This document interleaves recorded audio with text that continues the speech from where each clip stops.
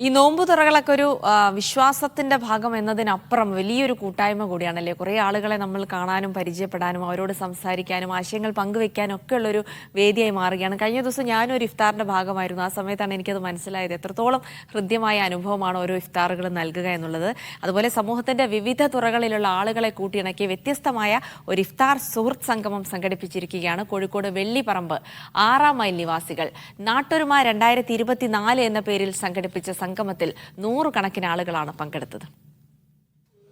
ജാതിമത രാഷ്ട്രീയ ഭേദമന്യേ സമൂഹത്തിന്റെ വിവിധ മേഖലകളിൽ തൊഴിലെടുക്കുന്ന ആളുകളെ ഒരു കുടക്കീഴിൽ ഒന്നിപ്പിക്കുകയാണ് നാട്ടൊരുമ 2024 ലക്ഷ്യമെന്ന് നടത്തിപ്പുകാർ പറയുന്നു. ജമാഅത്തെ ഇസ്ലാമിയുടെ നേതൃത്വത്തിലാണ് ഇഫ്താർ സുഹൃത്ത് സംഗമം സംഘടിപ്പിച്ചത്. പ്രദേശത്തിന്റെ എല്ലാ ആവശ്യങ്ങൾക്കും അവർ പരസ്പരം എല്ലാത്തിനോടും എഴുകിച്ചേർന്ന് നിൽക്കുന്ന ആൾക്കാരാണ്.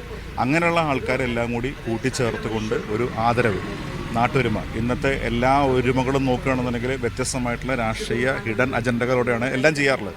അതിൽ നിന്ന് മാറി പച്ചയായ മനുഷ്യരായിട്ടുള്ള ഒരു കൂട്ടം. സംഗമത്തിന്റെ ഭാഗമായി കർഷകരെയും വിവിധ മേഖലകളിൽ കഴിവ് തെളിയിച്ചവരെയും ആദരിച്ചു. മതസാമൂഹ്യ സാംസ്കാരിക കലാരംഗത്തെ നിരവധി പ്രമുഖർ ഇഫ്താർ സംഗമത്തിൽ പങ്കാളികളായി. മീഡിയ 1 കോഴിക്കോട്.